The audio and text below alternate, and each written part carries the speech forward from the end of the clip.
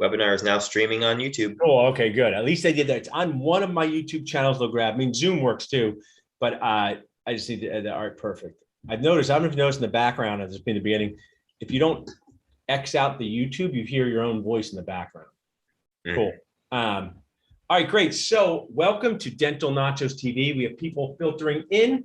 I am Paul, Dr. Nacho Goodman, here with my awesome friend, Dr. D'Angelo Webster. I'm going to introduce in a minute, but I have some announcements made on my super fancy signs. I love paper. So first sign, welcome to Dental Nachos TV. You might be watching this live or in the future, and you might want to reach out to us again. So we have a whole website where we have all kinds of things like CE and courses and blogs. So you can go to dentalnachos.com or email us at salsa@dentalnachos.com. Now, if you're watching this webinar live or you are watching it on demand, years later, take a photo or screenshot of this. So take out your phone or get your Control-Alt-4 thing on your Apple ready and take a screenshot of this number. So this is my community text hotline. It is attached to my phone. My team can use it too. I found here in 2021, people open text more than email. So there's going to be prizes throughout this show. There's going to be ways to connect with us throughout this show that you're going to need this number for. And the first one I want to say is we have a lot of awesome sponsors at Dental Nachos. Why do we have sponsors? So they make the group run so that they add value to the group. And so they make my wife think I'm not nuts for me just be doing Dental Nachos all day long without anyone helping us make this group go. Sponsors are here as key resources to improve your lives, increase success, decrease stress. So if you're watching this and you have dental school loans, you're in dental school, you're out of dental school for 10 years. No one really told you how to pay off your loans. One of our key resource and sponsor, Student Loan Planner, Travis Hornsby, I think is like a Batman of loans. He will give you a treatment plan for how to best pay off your loans. One of our recent Dental Nachos said he's one of our best sponsors. So he's going to tell you that you're doing great, keep going, or you can pay off your loans in a different way. So if you'd like to connect with him, you can text us here. We're going to start our show in just a minute. One thing I've learned, D'Angelo, and doing this for 15 years, people don't show up for a Zoom webinar on time or in-person CE on time. Dentists just think it's a friendly suggestion, right? And the world keeps going around. Yeah, so I know people are filtering in. We got more people here in the chat. So my next question for you is, do you like free stuff? Rhetorical question. You're a dentist. You love free stuff. People are cheap, but dentists, you are a special level of cheap. So if you would like some free CE, just text gift to this number and you will get a $143 Nacho CE gift code. We have courses on clinical dentistry, practice management, stress management, sleep apnea, and more. It's a $143 code because it is in honor of my hero, Mr. Rogers. 143 was his favorite number for I Love You. A couple more things before we start with D'Angelo. Next question, do you like sharing and swag? So you like sharing things and Nacho swag? We are developing our Nacho Ambassador program named after one of my most favorite things, which I cannot do as a dad, most likely as a dental school student, Nat.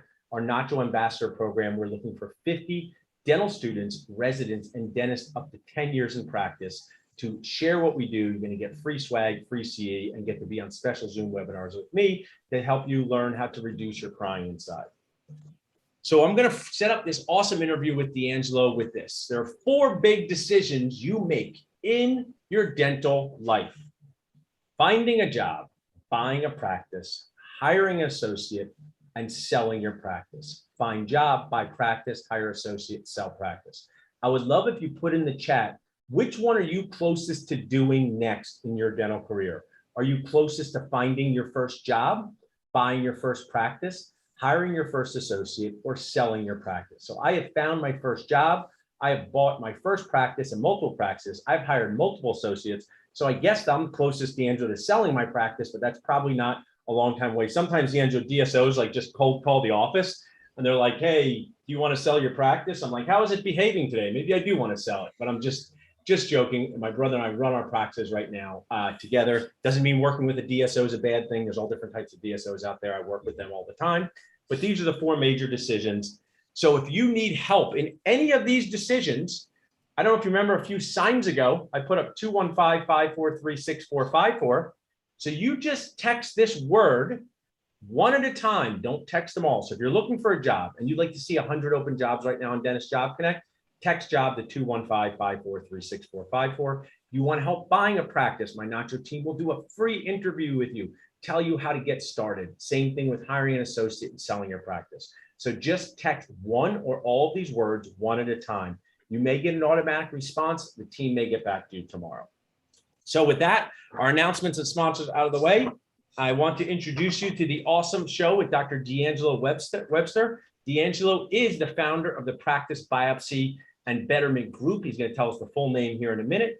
And I have a whole checklist for our show here. Sunday, Awesome. Reduce Dentistry Stress, D'Angelo. So thanks for being here. Tell us first about your Facebook group, how someone finds it, what's the name. I love your Facebook group. You've changed it a little recently to let some people post. So tell us about that. Yep. So first of all, I'm a practice owning dentist. The name of the social media group I run is called Practice Biopsy.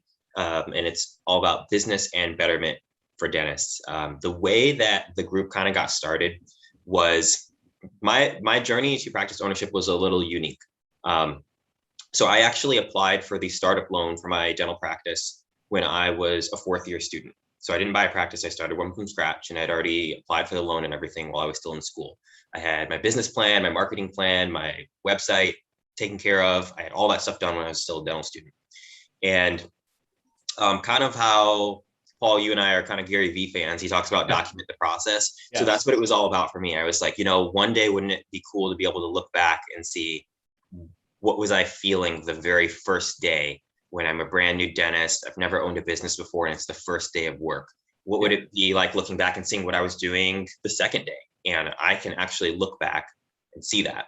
So the group overall was me documenting that process. And like you said, I've made some changes recently. So I've kind of opened it up more for other people to kind of share their journeys as well in the group and share lessons that they've learned along the way as well.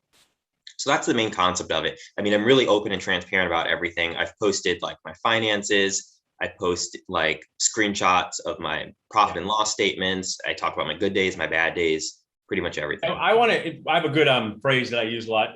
I'm not interrupting you, I'm interjecting. I use it with my wife. I'm not interrupting, I just want to interject.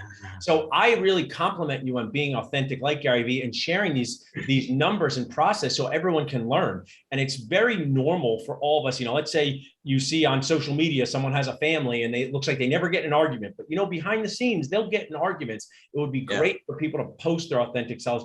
Reading a P&L alone, D'Angelo, we're going to talk about so many things today, but I like to respond to the things brought up. Why should dental students and every dentist know how to look at a P&L, read a P&L? What's the value of just that exercise? So if you're going to be a practice owner, it's more relevant, but even if as an associate, it can matter too, because the P&L is it's like a health checkup for your practice, how you're doing financially.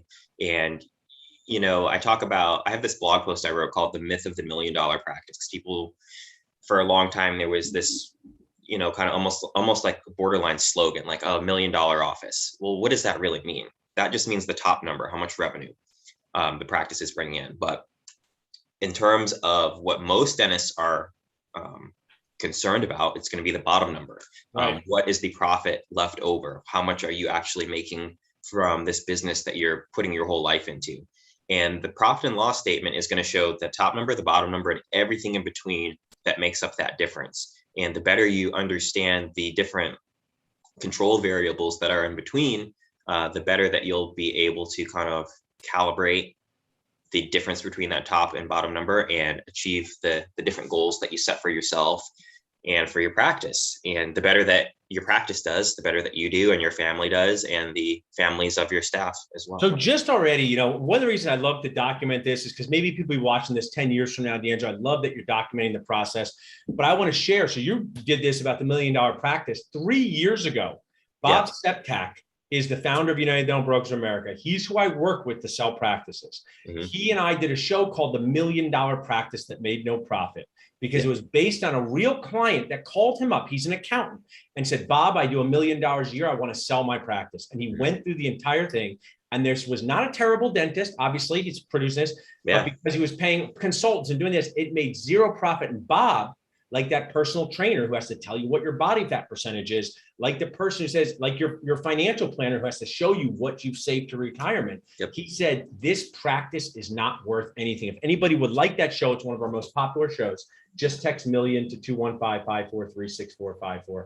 I know we picked a good time for this, D'Angelo, because I see one of my favorite dads and basketball fan, Brandon Hill, joining us. He is our Nacho strategic growth director. He helps people sell practices. So he's here watching in with us. He's probably got some dad downtime. He's actually in a good mood, D'Angelo. Do you want to know why? Because in a few Sundays, he's going to watch the Eagles, and he's going to be in not a good mood on Sundays. So this is his preseason. Get ready for this. So just right off the bat, why read a P&L is so important. I love that you put this out there. Before we get to your super teeny tiny overhead, I want to talk about this. It's just an evergreen topic. We've all been high school, college, dentist, and we get this Sunday dread. I think a lot of it was because we took a lot of tests on Monday. All of our instructors just didn't test on Friday, but I still feel, even though I'm a positive person, this Sunday dread, like I got my office tomorrow, I go talk to my brother next. What do you do to help combat Sunday dread? Even if you have it in the smallest bit, do you do it with exercise, reading, family, eating nachos? What are some things you do? I think the best way to help with that is like to do some, almost premeditative work to help make sure that the week goes well. So I'm big on like writing out my goals for the week, writing out a map for the week, writing out maybe some challenges for the week. Writing out challenges is a big thing. Like a lot of people maybe will write out their goals, but if you write out maybe the things that have been on your mind, you're a little anxious about, you're a little worried about, just having them down on paper can kind of get them out of you and make them something that you can, externalize and say, okay, this week we're going to handle these things. Also, just creating a work environment that you feel happy about showing up to is really important. And then with the weekend, your downtime, everyone needs downtime to kind of, recover and be at full energy to go into the week. I'm more and more into the idea of having intentional downtime versus, you're just kind of a wasted downtime. So intentional downtime, we only get so many hours for ourselves. So you have to see, okay, what do I, Paul Goodman, really like to do to relax that really recharges me? Because you could sit around on the couch all day without a plan and scroll on your phone and, oh my gosh, the weekend's over and I'm still kind of tired. But if you really say, okay, I really love movies, I really love golf, and you just sit down. If you really love movies, you sit down and you say, I'm going to watch a movie, I'm going to recharge myself, I'm getting some of my favorite snacks, and you do that and you're ready to go. Or if you really love golf, that on Sunday you're going to go out and golf and you're going to clear your mind and you're going to come back ready for the week. I want to, so that is such intention with your downtime. And I've been a dentist for 19 years. We have the practice management software Dentrix. What do you have in your practice? Open Dental. So what's Nacho nuts is I will go into my office tomorrow with so many different pieces of energy, a little anxiety, a little awesomeness. But as soon as I see that Dentrix schedule, it calms me down. We have our surgical prosthodontists, placing implants, periodontists. I got to talk this.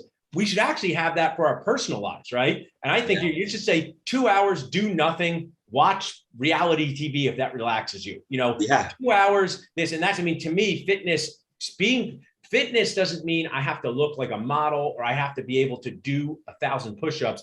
I just always like to put activity into my Sunday day because I think a lot of times I've had sleeping issues on Sunday. I think we all have. It's really common. You're just playing this over your head. So I think if maybe I treat myself like a 3-year-old, D'Angelo, I'm like, if I tire myself out early in the morning, and I actually always drink less coffee on Sunday.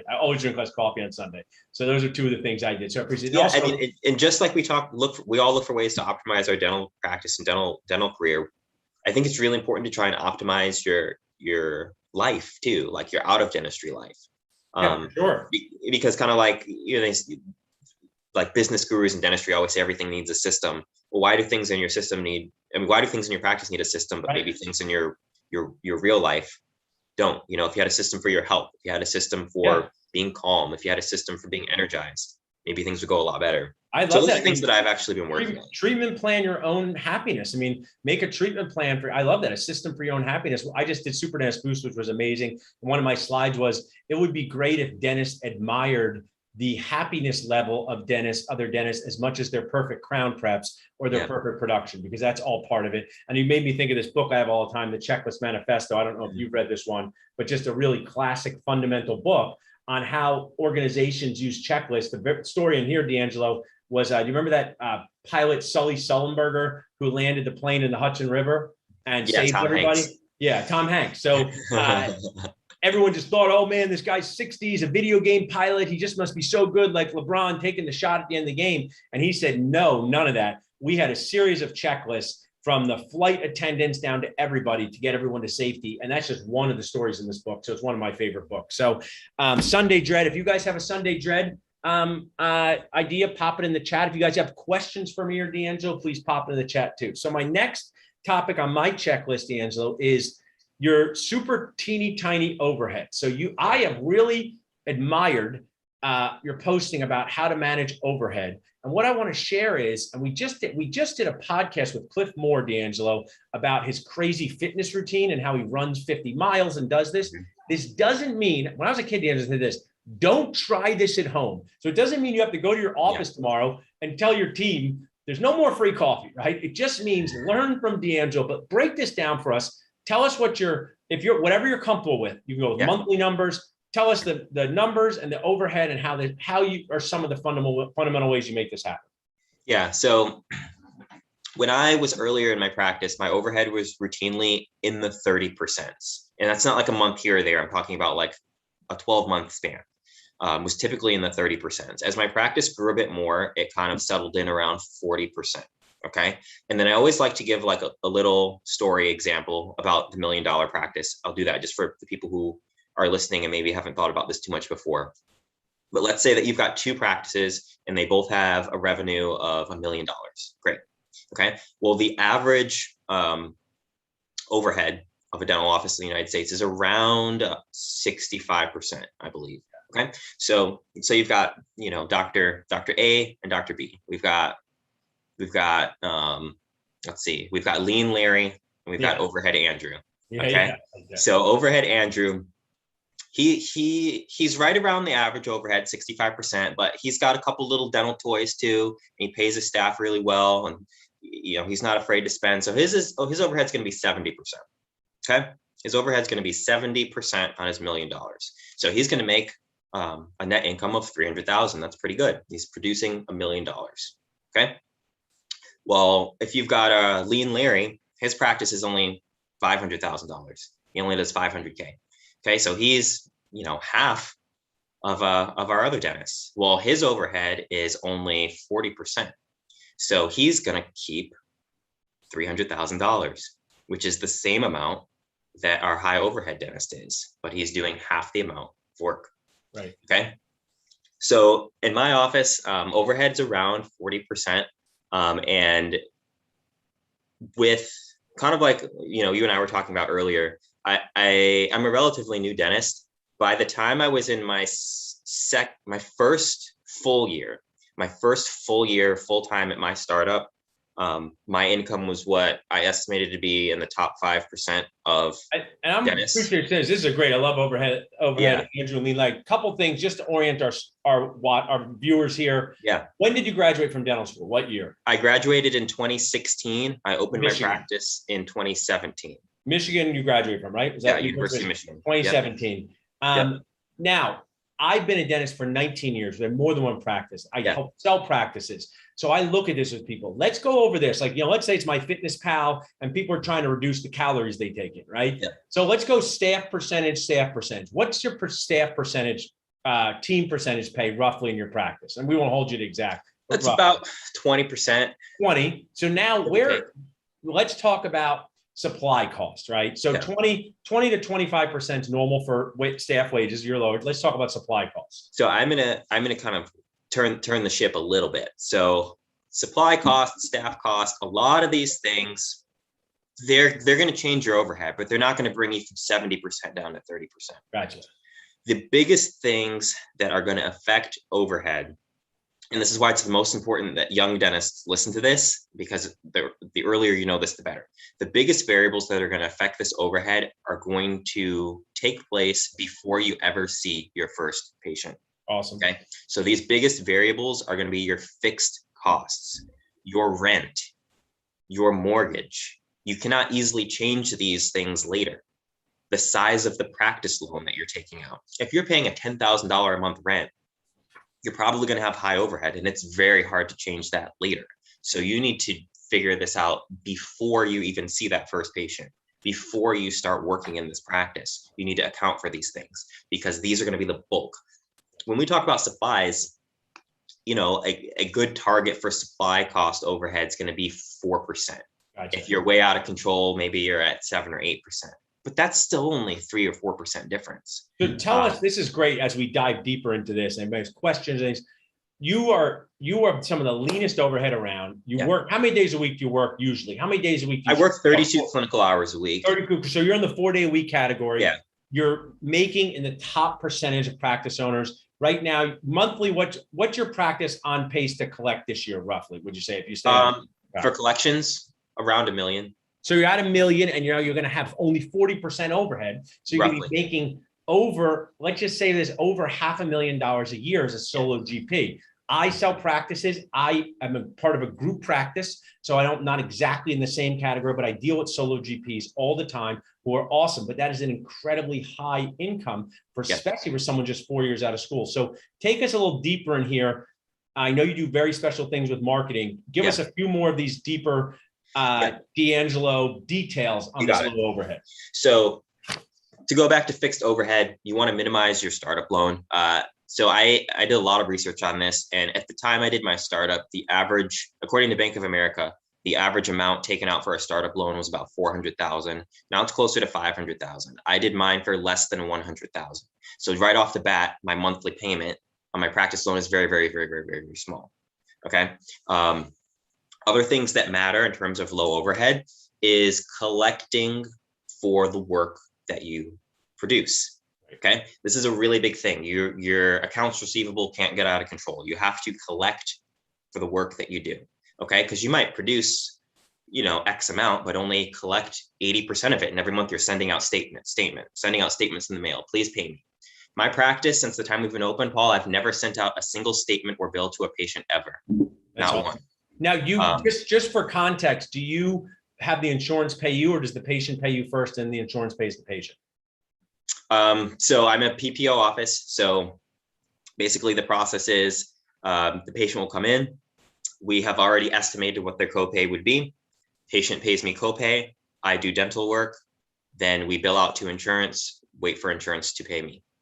That's the process. I want to interject with two things here, because I saw you do one. Spicy topping alert is, let's talk about in a minute where D'Angelo chose to practice. I was just on Dental Nachos, being kindly disruptive as I like to be. And I said, telling young dentists to move away from their friends and family to get a stressful job so they can make a lot of money, maybe solving one problem, but be creating a bigger problem. What we really need to do is encourage dentists to increase their geographic flexibility in a way that supports them as a total person. So I want to do spicy topping alert for you, D'Angelo. How did you pick where you were going to open up this startup practice? Sure. So, and I've actually made a post about this before. So I actually live when you look at cost per living, I live in the most expensive city to live in the state of Michigan when you look at cost per living. Gotcha. But I don't practice there. Yeah. If I practiced here, I probably would not be doing very well, or quite as well at all. But I knew I wanted to live here. I knew this is a city that I like. I live in Ann Arbor. That's a city that I like. They have great school districts. It's where I wanted to be. So when I was deciding, I was like, well, all right, how far am I willing to drive? So I looked at different cities and towns within 45 minutes driving of where I wanted to live. And I kind of narrowed it down from there. And just within 45 minutes, I mean, you can be surprised how different the demographics are, how different the patient populations are, if you're willing to go 45 minutes. And now, I didn't end up having to drive that far. I only drive 20 minutes to work each day. You were very strategic about this. And this is why with so many great people in here. It's like my reading when I see Nick, I see Ryan, I see all these great people. I'm assuming they'll let me violate their Zoom HIPAA and say their name out there. But this is so important, because I think sometimes you see on social media, just start up a practice. I practice in a town where my dad had the practice. my brother and I took over. We purchased another practice nearby in one of the most densely populated areas of New Jersey, where the dentists are 1 to 1,000. And what happens in our area, if someone just sauntered by and tried to open up a practice, I would support them and be nice to them, but and be their colleague, but they would have a more challenging time than if they went to a different place. So one of your take home tips is the spot where you do your startup is incredibly important. It's extraordinarily important. And a takeaway is you don't have to live in the city. I don't live in the city that I practice. Yeah. If I practiced in the city that I live in, like it sounds like your area is really saturated. I think in Ann Arbor, I mean, you said your dentist population is 1 to 1,000. I think ours might be like 1 to 700, if I remember. Wow. So, and we have a dental school. Right. So no way. That's tough to overcome because there's just not enough room for everyone to have a dental practice in an area where there's a bunch of dentists. Because what I think is unique, and this is like a really good point that I haven't brought up enough. Patients don't want to drive far for the dentist, right? D'Angelo, you don't have anyone coming from an hour to see you? I got a couple, but the typical patient, no. That's not your most, same with us. Typical patient is going to be 10-minute drive tops. And I just want to share with you, when you have a patient travels far to see you, they may love you. There's also a lot of frustration with that because someone goes, I'm coming to see you from 4 hours away, Paul. I say, I think you should find a dentist that's really good near you because dentistry is full contact arts and crafts, the temporary breaks, this happens. So I think that's a really good point that patients aren't going to travel that far. So you have this spot here. You start with this $100,000 startup loan. Which bank did you use, if you don't mind saying, or how did you deal with the banks for the financing portion? That's a tough one. So as you can imagine, Paul, I applied for my startup loan when I was a dental student. So the first question is, are you a dentist? I'm like, not yet. Yeah. Have you ever run a business, any business experience? No. So pretty much everywhere I applied to was a no. But I had time, I was still in school. Everyone said no, no, no, no, no. And then eventually one place said yes. And that was actually Wells Fargo. Wells Fargo said, sure, we'll take a chance. But I didn't get a great deal because I was a student and I had no money and no experience. I didn't get a great deal. But having that yes kind of opened doors for me. So I went back to some other banks and said, hey, can you reconsider? I have a proposal from another bank. Can you reconsider financing my startup? And that eventually turned in some yeses. And I ended up going with Bank of America. And Bank of America, I get like hit and miss stories about experiences with them, but mine has been really strong. Yeah, and I think that's a really good point to say, especially as we have sponsors. I'll show you one of our sponsors again on loans, text loans to 215-543-6454. Help you that is that just find out for yourself, and not everyone's experience is the same. Yeah. There's people that love the Dental Nachos Facebook group. There's people that like it, and there's some people who say things about it that my grandmother would be very upset with. But it's still the same Dental Nachos Facebook group. So find out what fits for you in this process. I want to pause for this for a second, D'Angelo, because I want you to tell us, as we move, about your first job. And as you do that, I see someone in the chat, the awesome Heather Bialy. She has a listing on our Job Connect platform. So if you text job to 215-543-6454, you'll immediately see over 100 jobs. And Heather, feel free to drop your job in the chat. It's in New Jersey, not too far from me. They're a great dental office. Thanks for being here, Heather. That's a special treatment you get if you show up to some Zooms. So Heather, if you have your job, you can share it in the chat. But D'Angelo, tell us about your first job, because I know you didn't stay there very long. But tell us a little bit about this dental school to my first job thing. My second job was amazing. My second job was amazing, and it was an excellent opportunity. And I loved everyone that worked there, and the owner was great, and it was a wonderful opportunity. That was my second job. Yeah. The first job was terrible. My first job, it felt like I worked there for a year. Gotcha. I worked. I want to break this down like a basketball play, because you're Dr. D'Angelo, you're strategic, and we can't judge ourselves too harshly. How did I felt horrible. Accept the job, though? Tell us a little bit about how you accepted a job that turned out so bad. I mean, you're very strategic. Yeah. So what happened? I did a lot of. So I took a job at a corporate place. It wasn't like a big corporate place. I'm not going to say the name of it. It had like maybe 15 offices. And my perspective was, I'm really passionate about the business side of dentistry. So what is a better place to learn about the business side of dentistry than like one of these corporate offices, especially one that's a little smaller. I could get to know the owner of it, and this could be a really good learning experience. So I spent some time shadowing in an office that was in this group. And, it was pretty cool. It was nice. And of the different locations, there was one that was about 15, 20 minutes from my house. I thought, great, this could be a great place to start.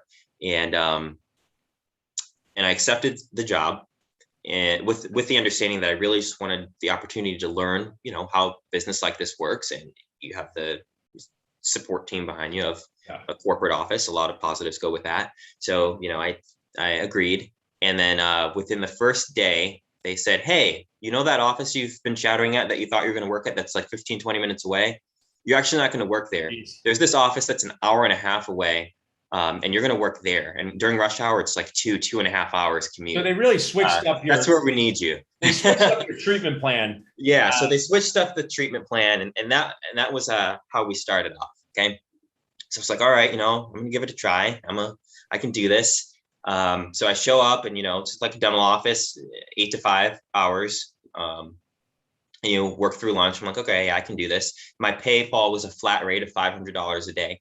Okay. So just 500, that's what you get. And it's like, all right, it's getting near 5 o'clock. And they're like, oh no, we're not going home yet. My first day, I was there until 11:30 p.m.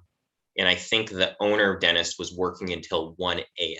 That's crazy. I want to jump in and say something because I really appreciate you sharing. Listen, everyone goes on dates that don't work out well. You do things that don't work out. Don't overjudge yourself. But sometimes, and they really switched up your treatment plan here, but we have an associate in our practice who switched from her job to work with us full time. And one of the things is we finish on time every day for everyone's sanity. It doesn't mean it doesn't go a minute later, but she was working for a corporate style place that sometimes at 5:50, they put a whole new patient in her schedule, and it was done at 6 p.m. So while you think that might be some good experience, why did that drive you nacho nuts, D'Angelo? Why did you want to just get more experience? Isn't it just good to get more experience? How did that affect your sanity? It wasn't transparent. And then if you think about it, I mean, a 2-hour commute is a lot. So if I'm getting off at 11, and I got off the next day around 11 too, and then I'm driving 2 hours home and getting up in the morning. And it's also just so unfair. $500.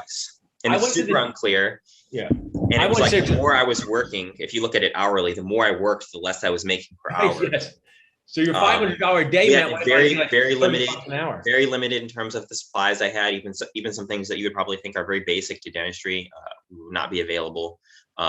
Very little autonomy in the treatment that I was doing. Like I didn't really get to decide the procedures I was doing. They just say, this is your schedule, this is what you're doing. I wasn't allowed to treatment plan my own patients. The senior doctor would do the treatment plan, and then they'd say, this is what you're doing. Go for it. Which is incredibly uncomfortable and unfair. It was uncomfortable, yeah. In the thing, because even in a group practice like us, we try very hard if we treatment plan for each other to talk about it. We're on the same page, but it's so hard to just show up in an operatory with another human being and have to do a treatment that you didn't treatment plan.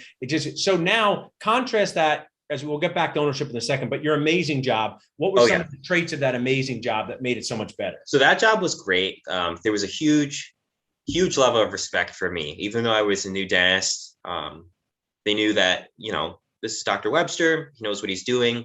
They would, to the patients, they would kind of talk me up and just establish that level of respect. That was really important. I had a lot of autonomy there.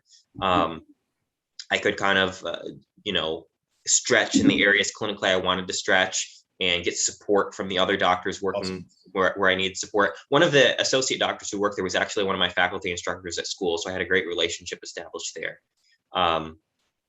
And it was just really wonderful. So it's totally night and day. It was night and day. Culture. We talk about basketball, a different team culture. And I'll just add some quick value, because maybe I know D'Angelo will talk about your journey, whether you ever want to have an associate or not. But are you out there worried that you're going to be in a practice, raise your hand, where the patient's going to say, I don't want to see the new dentist. I don't know if the new dentist knows anything. Are you a practice owner who isn't sure what to say to patients when Millie says, I only need to see you, Dr. Paul. I don't want to see you, Dr. Paul. So this is so valuable, what I'm going to say.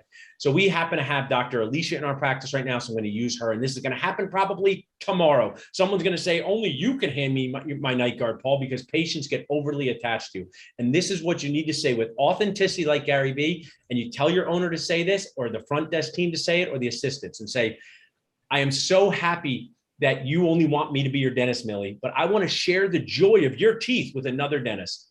They laugh, okay? And then the second line you say is, I would be happy to have Dr. Alicia do dental care in my mouth.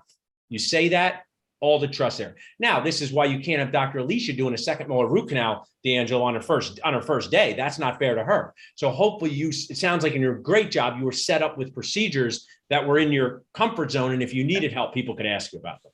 Right. Yeah. In the first job, I was getting cases that just were way outside of my comfort zone, and there was no support. It was like, too bad, sit there till you can. It wasn't cool. But I can say, in terms of finding jobs, Paul, you talk about like matching up young dentists with jobs and finding jobs in the job market. It was hard. Why was it? Watch this. So one of the things I do is, all these different things, dental nachos, dentist job connects, and people say this to me all the time outside the industry. Why is it so hard for dentists to find jobs? It's hard. Because in their industry, they have LinkedIn and they have career fairs. So tell our audience why it's hard. Why was it hard to find a job?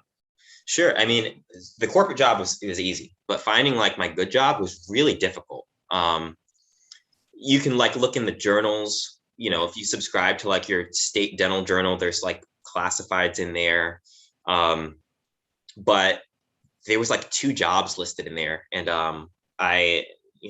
those didn't work out for me. They weren't a good match. So what I actually ended up doing, because I was like, well, I'm not working. I quit my other job without a plan.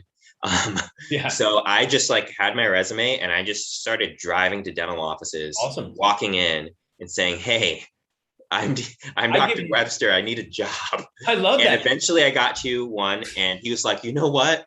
I'm not hiring, but my son is. Love that. Let me call him. And that's how I got my good job. I'm just going to role model, D'Angelo, because I love this advice. Love it. I'm just going to role model what I gave to someone who might be in this webinar, what they should do to find a job. So they buy 10 boxes of cookies, whatever. Cookies, you can buy nachos, get a bunch of your cards, put them together, walk into the front desk team and say, hi, my name is Dr. Paul Goodman. I'm coming back to this area, moving back to this area. I would love to meet your dentist and find out what dentistry is like in this area. I would love to take them to lunch. I would love to talk on the phone. Some are going to say, not tell the person, but if you do that enough times, Andrew, magic happened for you. It was that perfect matching. And you're not going to find that in a journal. You're not going to find that on Indeed. So you got to go do everything. Use online, use Dentist Job Connect. But this is your career, and you have to be so proactive with that. I want to say, who taught you to do that? Because I'm very impressed. I've always been one to do stuff like that. Yeah, So- I've always been one to just, if I have a question, I'm just gonna go ask. I love that. So now let's go back on my list, just your journey, D'Angelo, because you're doing so much value. We're going to get to your blog next, but just catch us up. Give us 3 minutes. I promise I won't interrupt you or interject. Tell me your journey from dental school till today. If you had 3 minutes to orient our audience from job, practice, ownership, growth, tell us where you're at. From dental school to today. As I kind of already said, like I applied for my startup loan as a D4 and got a pre-approval for it.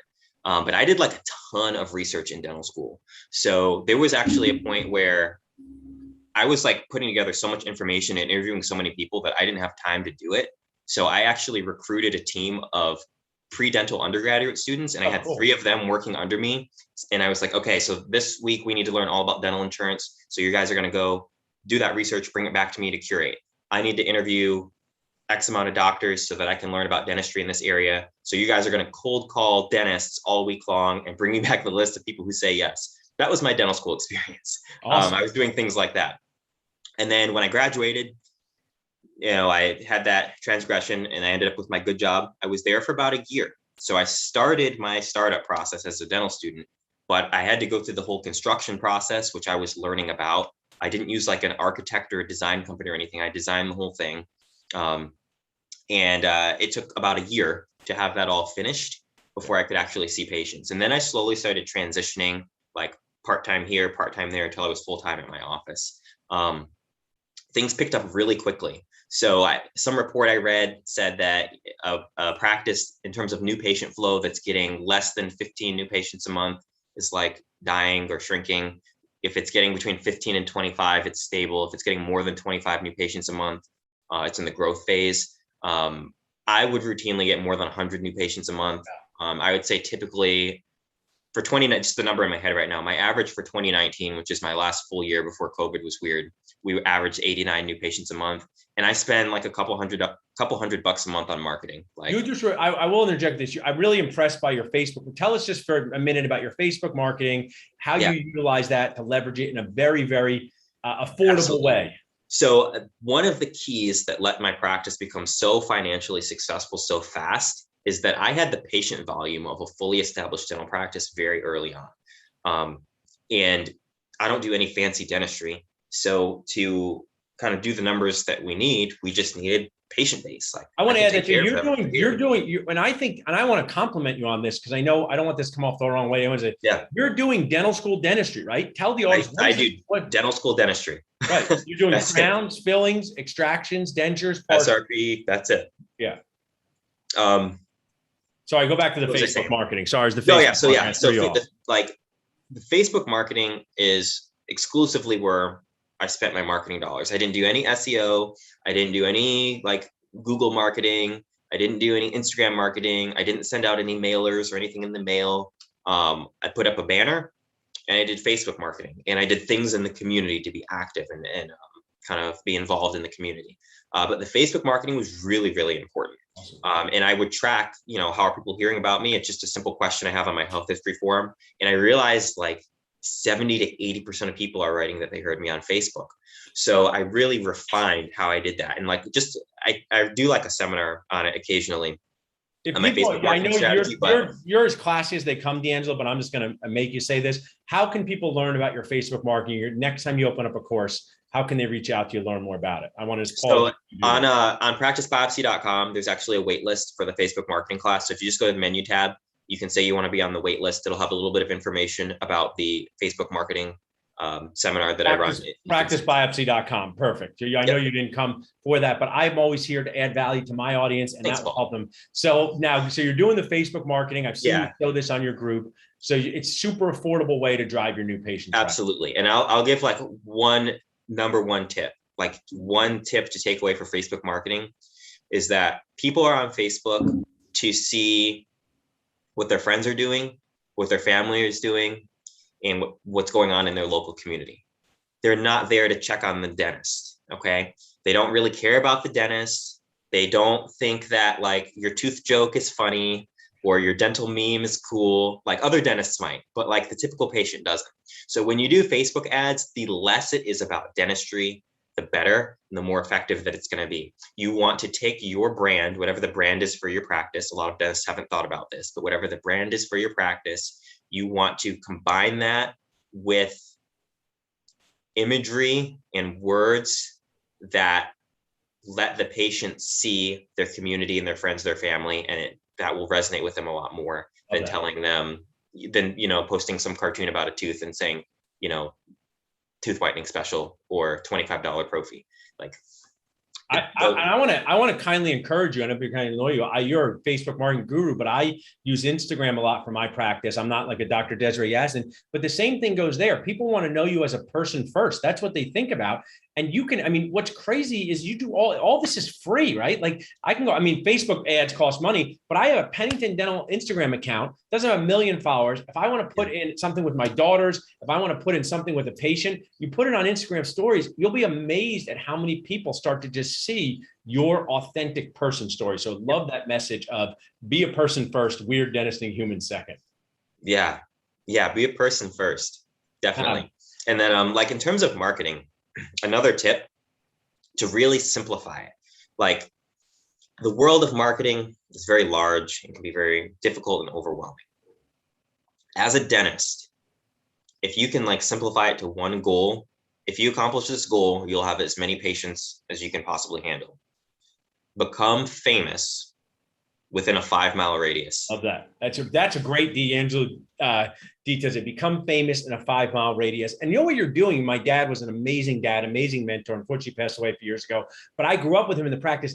Those dentists did that in an authentic way by coaching basketball teams, by going to supermarkets. What you're showing, though, and I think which is great, you don't live in the community where you practice, but you can leverage the power of social media because people are, even though my dad was coaching the sports teams and stuff, no one came and hung out with us at our house. They just met him at the office. So you can show that story through the power of social media. So I love that, D'Angelo. Stories are very important. I want Utilizing storytelling in communication is really powerful. I told you, I want to keep you about 10 more minutes, but now I want to just wrap up with this blog you wrote today, because if you could just break down these points for us, because I thought it was brilliant. And I really, page out of stuff I've talked about. So tell us, you put out content today. You said a special post coming. Tell us what's in this blog, how people can find it, and break down the 5 points. Sure. So to see the blog post that Paul's talking about, you can either go to the Practice Biopsy Facebook group, or you can go to practicebiopsy.com and you'll see it over there as well.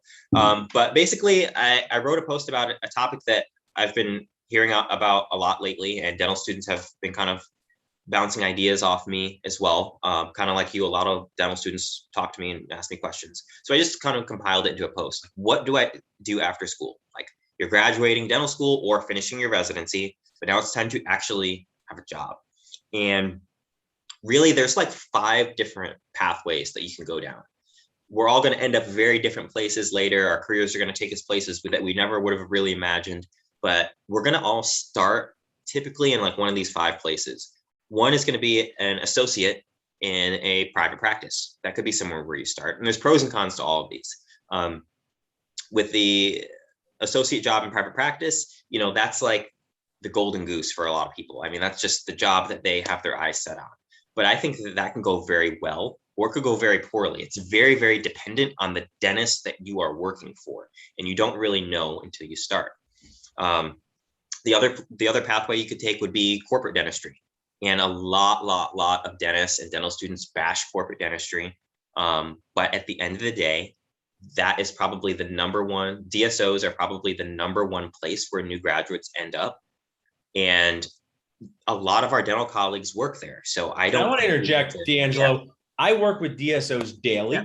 And sometimes people who don't understand the full context are go, Paul, why would you find a job at a DSO? They're evil. And I said, I don't know. So a dentist can have a job. And so the people at that practice can get dental care. So I don't think any of us have walked into CVS, gotten our medication and 50% off candy and be like, this is the most evil place ever. There's so many trends. There's so many trends in medicine and dentistry. And the DSOs are here to stay. So what I encourage people to do is find out which ones are good to work with, what they have expectations for. And sometimes really like so valuable. There's only so many of the other opportunities available. So DSO or unemployed is the option in some of these locations. Yes. Okay. Gotcha. Third one. Gotcha. Third pathway you could take is a public health job. So my wife works in public health as a dentist, and it's really awesome. Public health jobs could be like clinics in underserved areas. They're usually government funded. You could work in a prison clinic, Native American Reserve clinic. There's all different sorts of public health ones, and they're usually funded by grants, and you get to provide dental care for people who are underserved and really need it, and oftentimes are some of the most appreciative people. And these jobs, I think, are really great, especially for new grads, because there is seldom a production goal. There's no pressure to produce. They're just letting you do quality dentistry, and it's going to be simple dentistry in public health settings. So usually you're going to be doing fillings, extractions, dentures, and RPDs, and you can just kind of really ease into working life in a public health type of job. The fourth pathway option is going to be ownership. You can buy a practice right out of school, which I've got some colleagues that did, and I'm sure you do too. Or you could start a practice right out of school like I did. That one is probably the most risky pathway.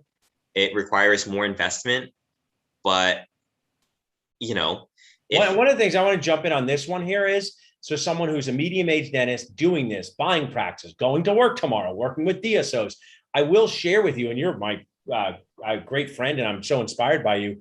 What you sound like you've done is you're not going to move across the country tomorrow, are you? I mean, you don't seem like you cannot be geographically flexible once you buy a practice. No, so that's one of the downsides. I put that in my blog. Two big downsides to ownership is, although it has the biggest upside for income potential, it has the biggest bottom for income potential too. Yeah. Like if you're like a really bad business person, you might make little money or no money. Also, your geographic mobility is cut as soon as you start. Once that's your practice, you cannot move without ripping. I say this, D'Angelo, people have heard this.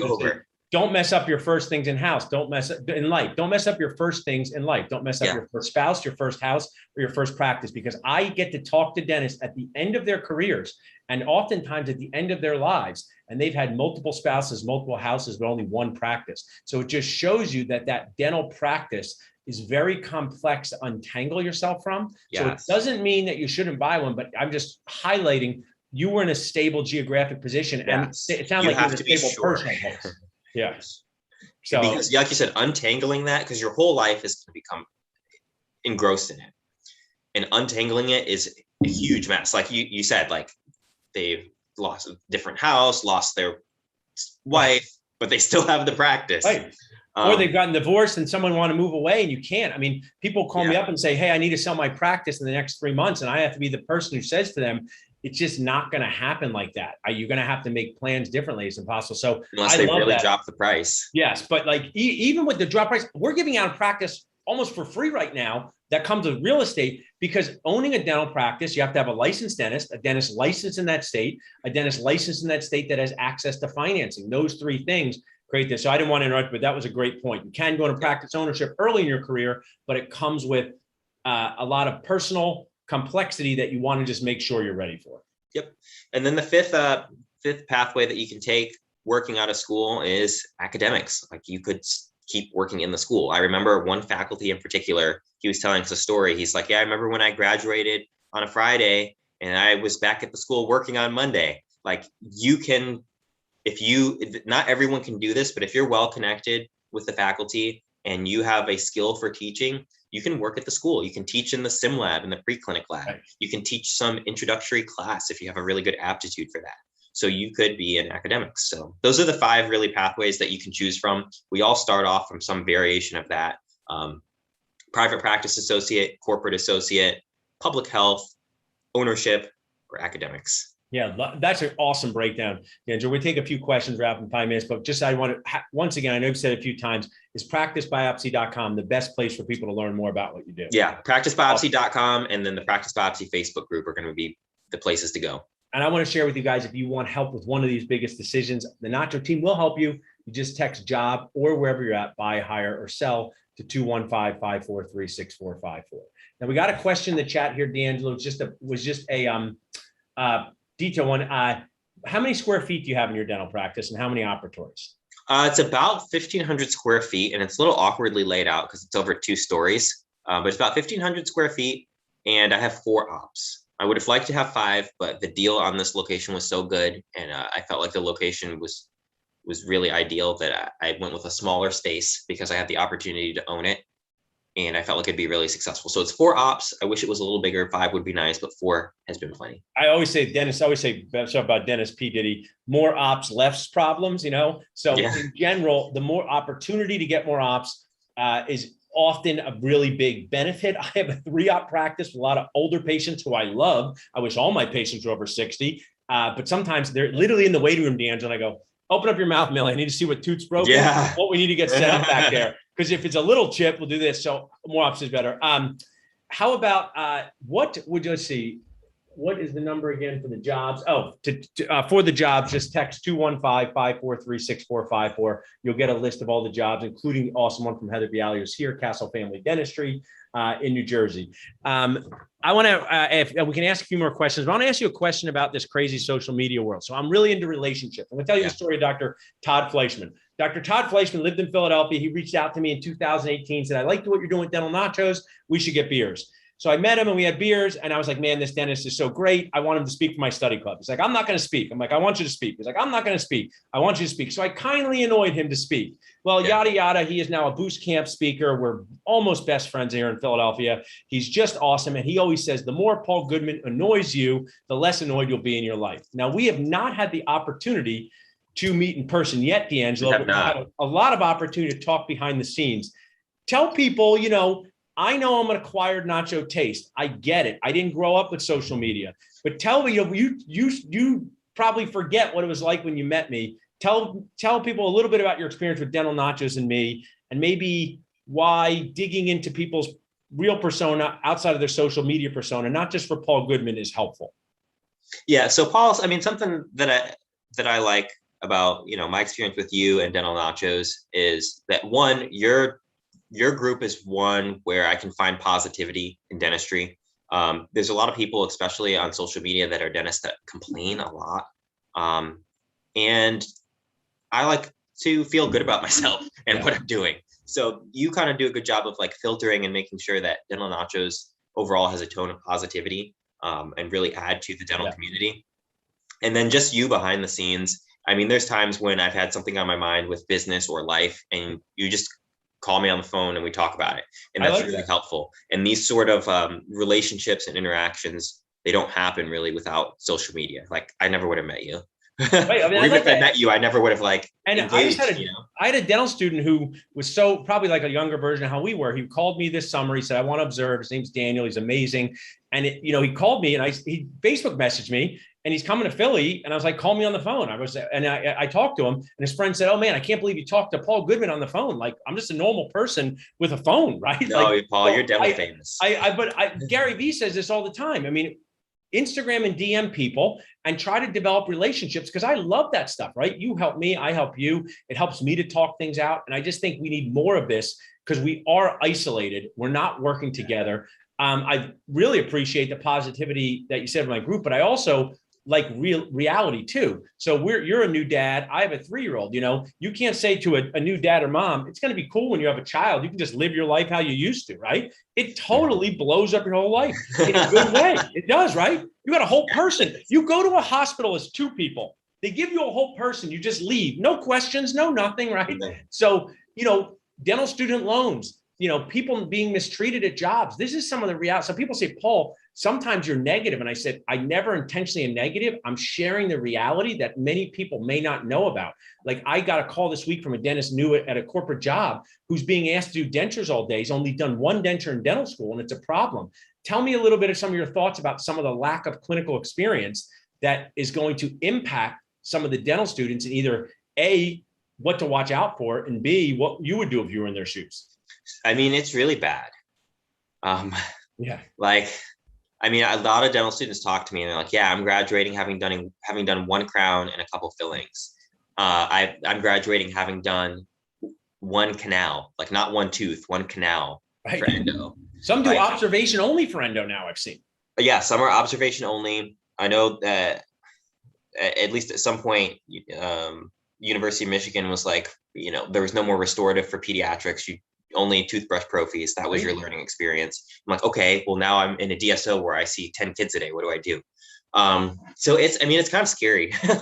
Really. Right. So, and what I want to share with me and you here is positive is if someone yells out, oh, but my dental school's great, I'm so thrilled, right? So pretend I'm at a party with a bunch of, but some are really bad right now. Yeah, and that's where we need to help. If I have a bunch of 3-year-olds at a party and 5 of them are eating off the floor and 5 of them are sitting at a table, I go, I got to deal with this problem over here. So I don't ignore positive things. Someone says, I'm from Creighton, we're doing great. I love that. Share that, but also share where we can help because when dental school closes the door and you haven't gotten the experience, D'Angelo, you're in the real world as an owner and associate. Yeah, and I think a lot of the students I worry.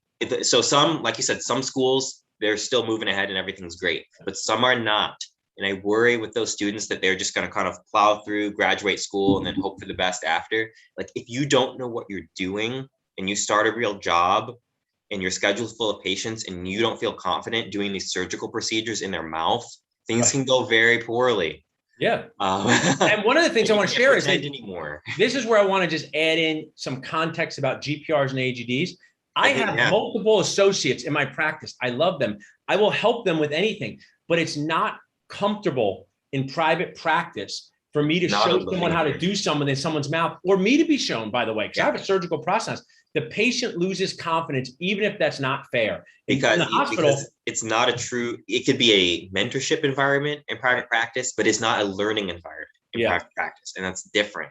If they're like, hold on, I'm not sure how to do this. Paul, can you show me? I'm like, I just paid you a ton of money for this and you don't know how to do it. Why am I here? So that's why I want to share. You're such a good point. That's such the reality we need to share here, D'Angelo, because it's just for everybody to understand that the environment of a GPR AGD in dental school is drastically different than practice or corporate dentistry because the patient's expectations are drastically different. Think if you went to get a haircut tomorrow and the person said, hold on, I need to go ask for help. And then two people were working on you. Even if you got a great haircut at the end, your experience, you might not want to go You back. might want to go back. It stinks. It stinks. When you have a baby at a hospital, they freaking traipse in 5 residents. They're talking to each other. That system's way different than dentistry. So it's just us inspiring at the end that you can learn in private practice or corporate dentistry. But if you need fundamental skill help and you don't have it before going into the real world, then you got to, I do GPR residency. Yeah. If I didn't have the fundamental skills, I think you have to. I mean, unless you can find another way to pick things up. Like if you work as a dental assistant and you're just really, really involved and you ask a lot of questions at that time to the point where you really feel confident. If you're like working on Typodont teeth, even after all your other classmates think it's lame to be still working on Typodont teeth.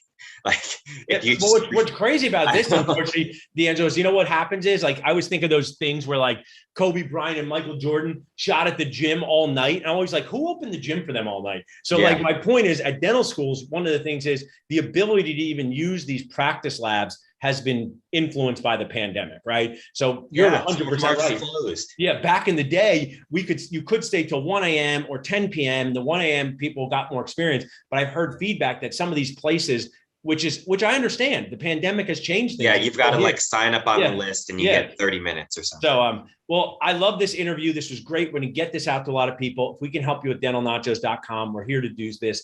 Stick around.